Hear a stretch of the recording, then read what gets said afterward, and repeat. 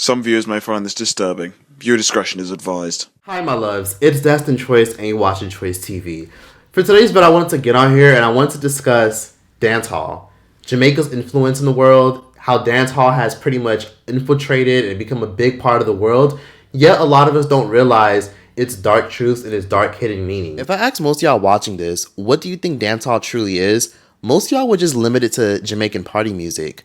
But what if I told you that it plays a very big and ugly role in a lot of beauty standards in Jamaica, such as the ugly epidemic of skin bleaching and skin lightening? What if I also told you that it plays a very big role on very nasty patriarchal beliefs and a lot of very insidious things that led to a lot of fights breaking out, concerts having brawls, and neighborhoods having beefs? Like, for example, I don't know if y'all remember, but back in the early 2000s, there was a very nasty feud between two dancehall artists. The two dancehall artists, Mavado and Vybz Kartel, got in such an ugly beef back in the early 2000s that neighborhoods were literally brawling and fighting each other. People were literally breaking out into brawls in literal concerts over rap beef. Mind you, this was like this generation at that time's Kendrick versus Drake. But at this time, it got ugly and it got brutal and many people got hurt. This dancehall feud was so ugly to the point where the Prime Minister literally had to force Vybz Kartel and Mavado to have to sit down and explain to audiences how it's simply just music. Education and information, the impact that this impasse has been having as it relates to these ministries. And one half of the rivalry, Mavado, seized the opportunity to let it be known that he and Vybz Kartel are by no means foes. I mean, me and Vybz, we're not really enemies, you know what I mean? So as I speak, me and Vybz right here, you know what I mean? I never threw a stone off a Vybz before. He never done the same, you know what I mean? So it's just about music, but as we say, we have the fans out there, you know what I mean? And people take it to a different level. Vybz Kartel concurred. Yeah, well, yeah man, we agree with what Mavado said a while ago. I wanted to get on here and cover all that in this video today because there's so much a lot of people don't know about the genre and its influence on the entire world, because no matter what people say, it definitely influenced a lot of the artists we love and enjoy today. Interesting is, how does an island so small influence most of the world? If you look at a lot of pop artists, R&B artists, and musical geniuses, you would oftentimes trace a lot of their inspirations from Jamaican artists such as Bob Marley, U-Roy, who are known trailblazers in the dancehall and reggae scene, and even Lone Ranger. Now, what people don't realize is dancehall is really an offspring of reggae music. Reggae, dancehall, a lot of these genres were created to speak out against political instability, and the British and a lot of their main descendants were raping and destroying the island for generations. It's crazy because most of Jamaica is constantly in survival mode and the entire island is filled with people who can't even make a reasonable, livable wage. Yet, if you go to places like London or most of the United Kingdom or England, they were able to build a lot of their resources based off of the resources in a lot of their colonies. If you look at places like Nigeria, you look at places like Jamaica, there are many people living in poverty. Yet, most of the infrastructure that was able to build places like London comes from Jamaica. A lot of times, it started off as being spiritual and speaking out against colonialism and the British and their main descendants. However, it evolved over time into community music. Without artists like U-Roy or Lone Ranger, dancehall wouldn't exist. Without people like Bob Marley and even people like Yellowman, which many people don't talk about as much, dancehall wouldn't exist. One of the main trailblazers of reggae music and dancehall music is Yellowman. Yellowman was a young albino man that came onto the scene who blew the whole world by storm with his hit single.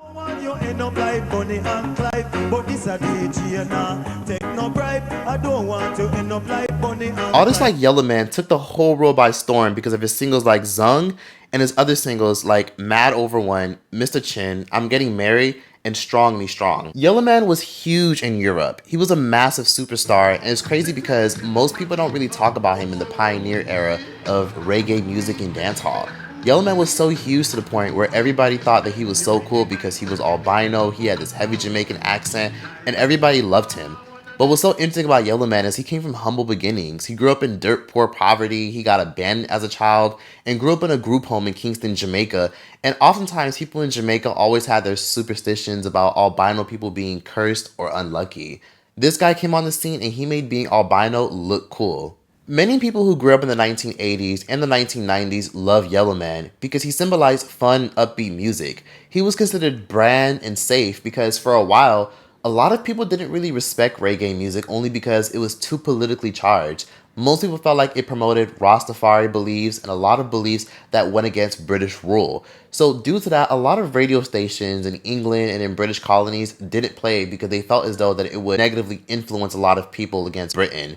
Which is interesting because most of the consumers of Jamaican music were people in British colonies and England. Most people give the credit to Bob Marley for being mainstream and giving reggae music a spotlight, but there are other artists who came before him and during him as well that definitely deserve some shine. Bob Marley is oftentimes referenced for paving the way for dancehall and reggae artists to get shine, but what's interesting is we forget about Max Romeo. Max Romeo had one of the biggest songs in the 1960s titled Wet Dreams, before a lot of us even knew who Bob Marley even was. Wet Dreams was a huge single on the UK singles chart, and it even charted on the Netherlands chart. At one point, it was one of the hottest songs in the UK. Yet, a lot of people oftentimes don't talk about it. At one point, BBC even refused to broadcast the record and even told radio DJs if they were going to play the record, they couldn't say the title Wet Dreams because it was inappropriate for children listeners, and it was also very inappropriate for a lot of people who heard the lyrics because he used words such as lie down girl, let me push it up, push it up. This was very sexually charged and a bit much for the UK back then, so a lot of radio stations didn't play it, but yet it organically grew to one of the biggest reggae songs in history. For a lot of Jamaicans, dancehall isn't just a vulgar music structure that a lot of people listen to. Dancehall was more than just gang violence and people dancing to sexually explicit lyrics. Dancehall was also a state of mind and a place. It was a place where a lot of radio jockeys, DJs, musicians, local community organizers came together and they would put up sound systems, speakers, get DJs together and bring the whole community out so everybody could just dance and have a good time. It's very similar to how Brazilians, more specifically Afro-Brazilians, would throw baile funk events in favelas. Historically, Brazilians have always been disrespected, disregarded, and erased through censuses and media. It's very similar to how a lot of Black Americans do block parties back in the 1950s up until now, which then spawned the creation of hip-hop, rap, and R&B music. But after a while, once dancehall started to become really popular and more mainstream thanks to a lot of Trailblazers, many people started having a deep conversation about how much is too much. I would generally look at dancehall as being one of the most dangerous genres in the world because from literally being viewed as so influential and political fueled, it then went from that to now being explicit lyrics that most people shout to the rooftops and don't even know the lyrics. Hold shaka, follow me. A pretty face and bad character. Them not kinda even can hold shaka, say girl you pretty. Your face is pretty, but your character dirty. Girl you just a act too flirty, flirty. You run to Tom Dick and to hurry. And when you find your mistake, you tell her boy you're sorry, sorry, sorry. The one song a lot of people oftentimes overlook is Maxine. Maxine was one of the biggest songs of the 1990s, and it was produced by Shaka and Pliers. Shaka and Pliers were very huge Jamaican reggae artists who also made dancehall music in the late 1980s, and they were huge in the 90s because their single Maxine took over the entire world, and it was such a big hit that people all over the world still quote it, sing it, and dance to it to this day. Murder she wrote. But do a lot of y'all who aren't Jamaican actually know what the lyrics actually mean? If you listen to the lyrics, you would know that the song is literally about a girl getting an abortion. So according to Pliers, who was one of the producers on the track, he claimed the song was inspired by a young woman he was involved with who decided to pretty much keep the baby, but then he realized one day she was no longer pregnant. Murder She Wrote come about by original, like when I was a youth living in St. Andrew. That girl used to be my girlfriend. She said she's pregnant. Me never have no job, never have anything going on thing. She had an abortion. And her name is Maxine for real.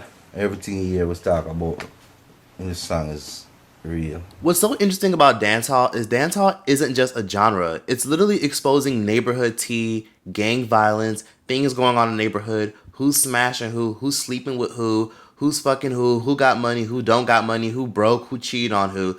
And this is the prime example of it. If you read the lyrics to Maxine, it gets really, really gritty. There's a part in the song where they make it very clear that she was fucking Tom and Harry, and yet she wants to turn around and make mistakes and say sorry, sorry, sorry.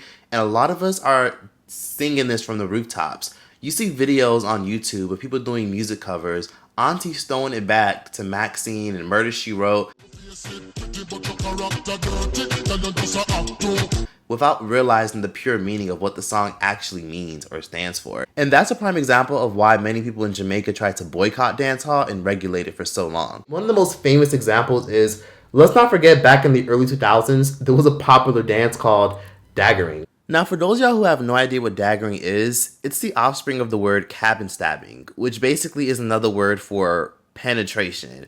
And basically, during the rise of world star hip-hop and YouTube, there were a lot of people who were posting daggering videos during explicit performances, and it became really popular because of early 2000s acts such as Mad Michelle, The Attitude Gal, Shallow Girl, and people like Tony Matterhorn, who created songs like Dutty Wine. Dutty whining and daggering became very popular in 2006, and many artists like Spice would oftentimes do explicit but yet intense performances, promoting the dance to a lot of audiences who were oftentimes consuming their music.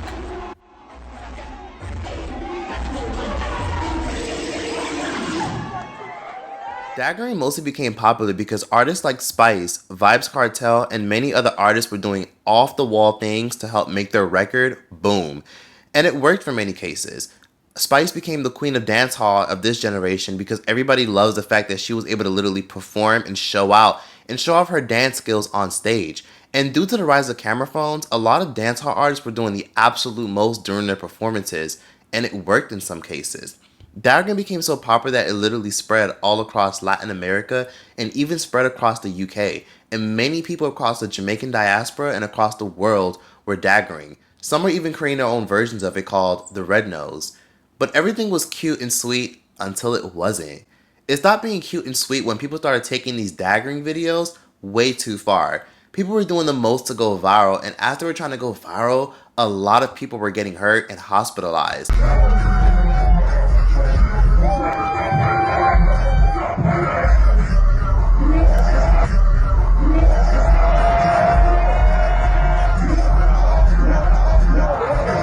On top of that, many parents complained on social media and felt like artists like Spice and many other dancehall artists were creating a bad image for Jamaica and were setting a terrible example for the children because children started filming ridiculous daggering videos as well. So you already know how that shit go. The main video that had Jamaica up in arms was there was a video of a few people, a few teens to be exact, getting on a truck and performing daggering style dances.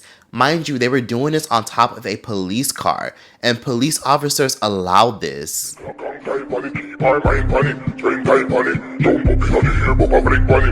Everything was cute and sweet until Jamaica finally had enough and pulled the plug. The Broadcasting Commission says it's putting its foot down and banning some dancehall songs from the airwaves. The Commission says effective immediately, there should be no transmission of any song that refers to the act of daggering.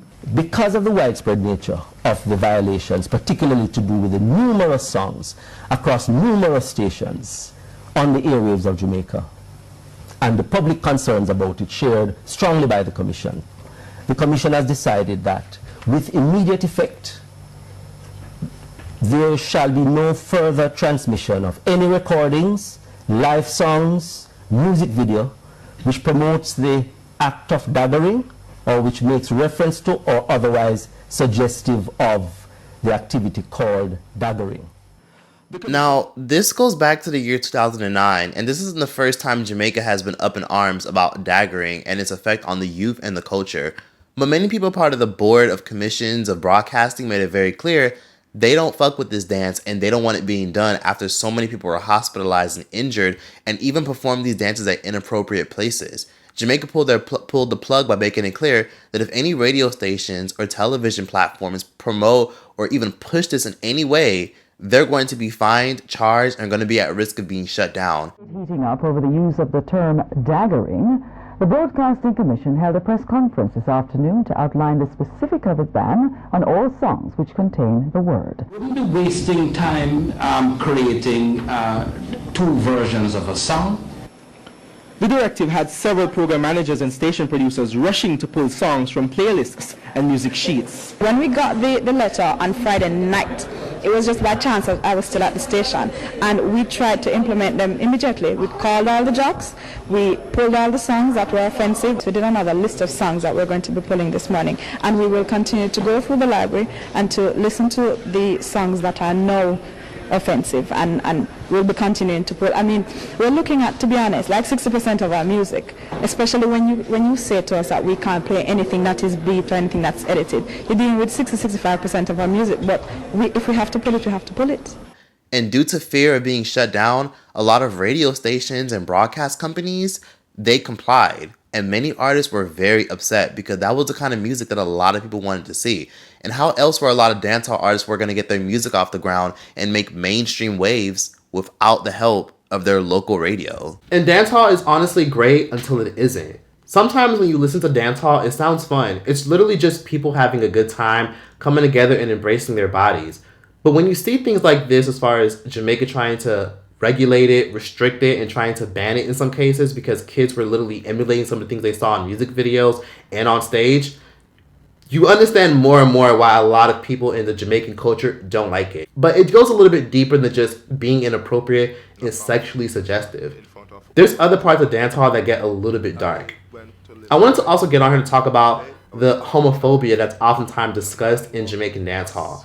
Now, of course, I get it. When it comes to LGBT-related things, most Jamaicans don't agree with it or stand for it. I mean, things have changed now where, the newer generation isn't as homophobic as the old generation, but Jamaica historically has always been very religiously conservative. Jamaica also has some of the most churches in the entire world and the most churches in the entire Caribbean. Jamaica has over 1,000 churches, so that can already give you an idea of why a lot of Jamaicans don't agree with it.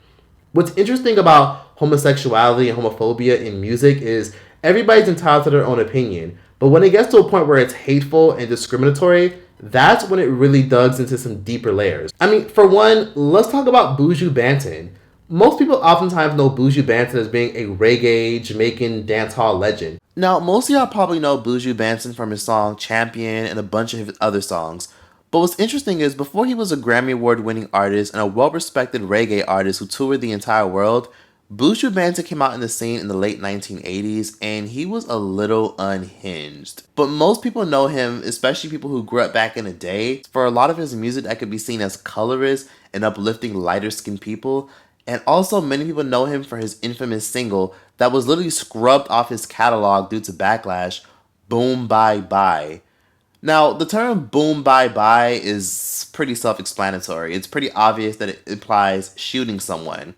But what's interesting is that it's completely directed at the gay community, and if you listen closely to the lyrics, you can hear a lot of inappropriate and salacious things. It's like boom bye bye in a batty boy day. Who wanna promote the nasty man them off his day. Boom bye bye in a batty boy day. Who wanna promote the batty man. Why make two man overwhelm? Now, a lot of y'all may hear the song and think it sounds innocent if you don't speak Jamaican patois. But let me break down some of the lyrics so those y'all who don't understand can see where he went wrong. So, the year was 1992, and the song goes, boom bye bye in a bati boy head, which bati boy is another word for butt boy, which I'm sure y'all can use your imagination.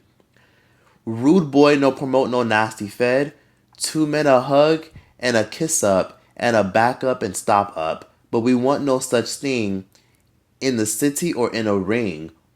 World in a trouble, can't you see? Strictly righteous indignity. Then it gets even worse. He goes, rude boy, no promote no nasty men, them halfy dead. The tough young guys don't accept F word, they have to die. Shoot them, don't come to help if we shoot them. So you guys can see why this stirred a lot of controversy years later. I'm talking about people will literally drag this man to hell from the early 2000s to the mid 2000s to now because he was a reggae artist that came out the Jamaican scene. Eventually, he grew as an artist. He won a Grammy. He became more mainstream. And mainstream media does not play nowadays about homophobia. The 52-year-old artist has addressed this numerous times. And on top of that, he's even given a public statement back in 2019, making it very clear that he removed it from his catalog. You can no longer find it on streaming platforms, and that he no longer performs it for particular reasons because he knows it's offensive to many of his fans. So he has addressed it and has taken responsibility, and even says that he hopes people can move forward and let it go. So this song resurfaces every couple of years, even though it came out over 30 years ago. And it's interesting because Buju Banton's son recently made it go viral again because he did an interview and said that that song plays a big role on why he made sure that he was straight growing up, because he was scared of the lyrics. I literally almost turn fish. You see me? Because you know, Satan manipulate your mind and your character. But you see, because my father sang, drag back my memory. But I say, weird. No, man, no, my father say, boom, bye bye. She, you know, I took her next day, I'll walk to church. And I said, this is it. When I say you almost, no, he didn't do anything physical. But when you say you almost turned fish, what that means? Almost on the game because the enemy of my mind. The enemy of my mind are weird. So you were lusting after men? More they say lust still, but the idea of it. Okay. And this wouldn't be a video exposing and addressing dancehall if we didn't also talk about the colorism in dancehall. So, interestingly enough, it's not a secret that Jamaicans have been known to be very colorist. And this isn't all Jamaicans, but a lot of them are real colorists. You go to Brooklyn, you go to a Jamaican corner store, you'll find a bunch of little bleaching creams and a whole aisle filled with them. You go to Jamaica in general, you see a lot of aunties in Jamaica with really dark knuckles, which usually tells you everything you need to know. A lot of times, auntie is out here bleaching because she want to keep her man. And not all like this, you know. There's certain ingredients I'm putting in it, but I can't showcase because, as I say, it's a business. So if I give them out my remedy, I have to keep it secret like KFC recipe. So, it's a thing when I'm whiter than a white, that are my bleaching cream product. So who want it, just link me. Alright.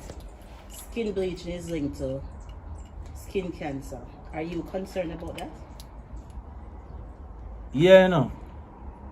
Concerned about that. But for stages now, people always a bleach, and I hardly hear complain about cancer by skin bleaching.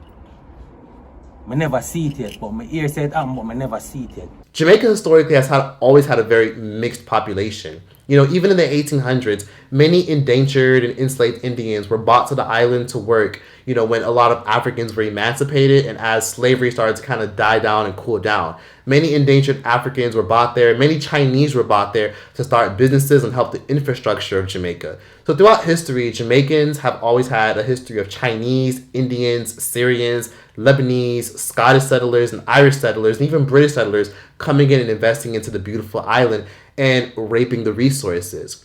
Hence why, to this day, it's still a problem, which if y'all don't know, there's even issues in Jamaica where some of the beaches aren't even easily accessible to a lot of the residents. Some beaches are completely exclusively owned by a lot of foreign residents or second and third generation residents. So that should give you an idea of how Jamaica has always been very multicultural, but has always kind of uplifted whiteness and foreign influence. And as much as many Jamaicans won't admit it, dancehall contributes to that. When you watch a lot of music videos from the 90s and 2000s, you'll see a lot of racially ambiguous Jamaican girls. Some of these girls are probably from China. A lot of these girls are from India, and they have all types of cute nicknames for them called Red Gal, or they'll call them, you know, Browning, or in many cases they'll call them Coolio, which is a nickname that Jamaicans give people who are of Indian ancestry and just so happen to be Jamaican. So here's where things get a little interesting. And most famously, Buju Banton even had a famous hit record called I Love My Browning. I Love My Browning was a huge success all across Jamaica and even across the States and the UK. It was a big song where oftentimes you would walk across New York City and you would hear that song being played on speakers. Hell, you go to parties even to this day, you still hear that song being played. And what's interesting about the song Browning being played is most people don't even know what it actually means. So browning is Jamaican slang for light-skinned, racially ambiguous girl. And many people back then kind of limited to, oh, well, he's just talking about a girl he likes or a fine light-skinned girl that he likes. Simply just a preference. However, there was another portion of people who saw it as colonial ties, prejudice, racial self-hate, and a bunch more. And of course, we can't have this conversation about colorism, self-hatred, and light-skin privilege without bringing up everybody's favorite rapper, Vybz Kartel.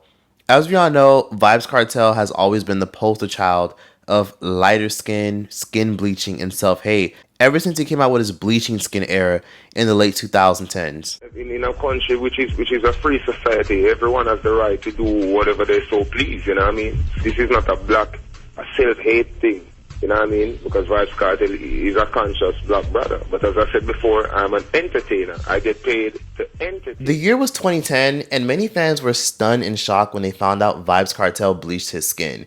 He got so much backlash, but he also got a lot of virality because so many people were interviewing him and asking him about his lighter skin tone.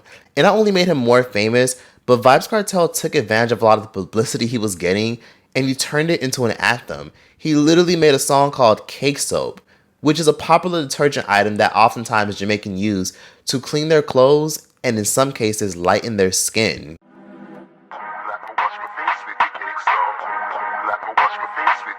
And of course, as he continued to troll the critics, many of his fans stood by him in his decision to bleach his skin. On top of that, and on top of making records about skin bleaching products, he even suggested that he would eventually come out with his own bleaching products. But that whole era of Vybz Kartel bleaching his skin is a whole other video within itself. We can't even talk about that in one video. On top of that, not much has changed because, you still see some, references in his music videos. He usually always has the lighter skin, fair skinned, racially ambiguous women in his music videos, which is fine. But that just goes to show you where his mental was at and where it still is at. What's interesting is his baby mother, the mother of his child, who he's been on and off with, Tanisha Johnson, recently launched a skin bleaching product back in 2021 during the pandemic. And what's interesting is her products are very obviously lightening creams because if you look at them, she has products to help lighten your knuckles even after you skin bleach. She has products to lighten your face, and she has full body bleaching cream available on her website. So this really runs deep in a lot of Jamaican households, and it's sad because a lot of times Jamaicans will oftentimes like to tiptoe around this subject and act like it doesn't even exist. After Vybz Kartel was released from prison, he made it very clear years later and as of recently that he no longer partakes in skin bleaching and he realized how much of a dangerous game he was playing. And all of this, now that's not your thing anymore. No, fully melanated. Have you examined like at that time, have you ever had a chance to look at what you was going through and why you wanted to do that? I mean, in hindsight, I think it definitely had to do with self-love. But on the other hand, while I was doing it, my mind wasn't telling me that. My mind was telling me, I'm doing this to show my tattoos because I got a lot of tattoos, blah, blah, blah. But looking back, I think it was just, as a black man, sometimes you have those issues. You know what I mean? So yeah, I would never bleach again though. Now, of course, we can't forget about Lady Saw. Lady Saw, the original dancehall queen. The woman who came in a male-dominated field and completely took over and walked out of the industry with a Grammy and with God on her side because now she's a minister and now she's completely rebuked all her past behaviors.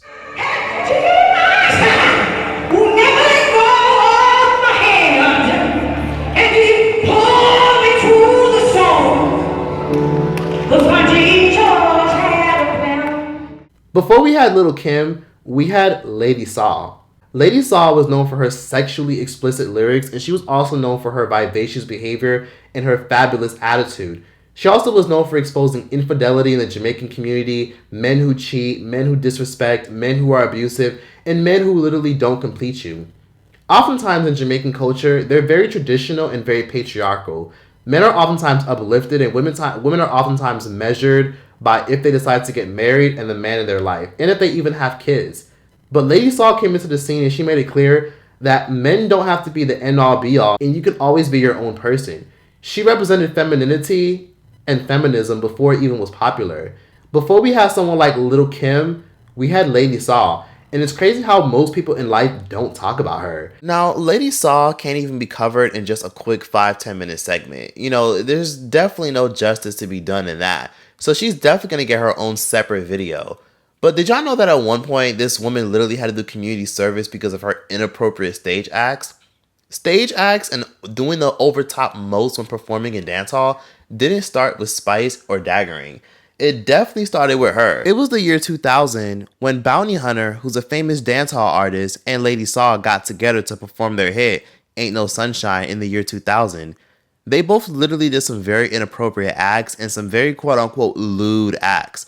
Now, of course, I couldn't find the video on social media because this was before the era of smartphones, but it was so inappropriate that it was published in a local Jamaican magazine, and unfortunately, a lot of politicians caught wind of it. It was so bad to the point where they were charged and they were forced to do community service for 240 hours for inappropriate acts in public. Now, many people who aren't fans of the reggae and dancehall scene really only know Lady Saw from her hit single featuring No Doubt underneath it all. And she really is a whole epic book within itself.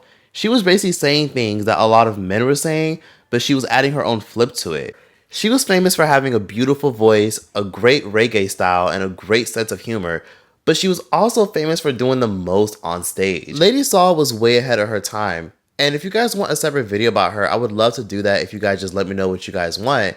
And I would definitely talk about her along with a lot of other dancehall artists that came onto the scene, like Tanya Steffens, Sister Nancy, and a bunch more. Men mostly dominated the reggae and dancehall scene in the late 70s and 80s, but we oftentimes don't talk about the women in the mid-90s and the early 2000s who were killing things too, exposing infidelities, exposing who was giving who STDs, exposing who was out here fucking who's man, exposing who was out here beating on who, and exposing how a lot of people gotta let this idea of centering a man go.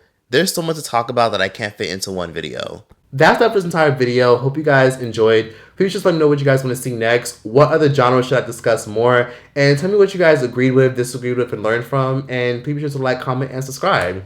That's that for this video. And yeah, Choice out this bitch. Why don't we, why don't we, why don't we, why don't we fall in love?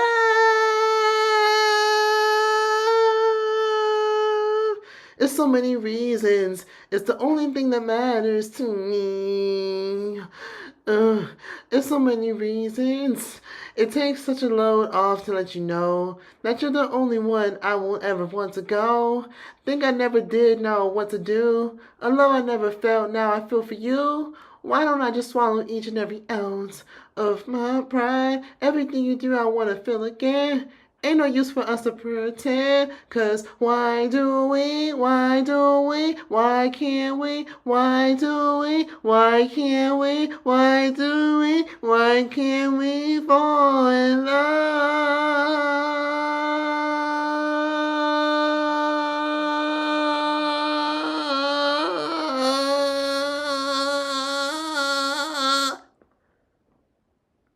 That's all you get for free. Thanks for watching, y'all. Follow me on Instagram and join my Patreon.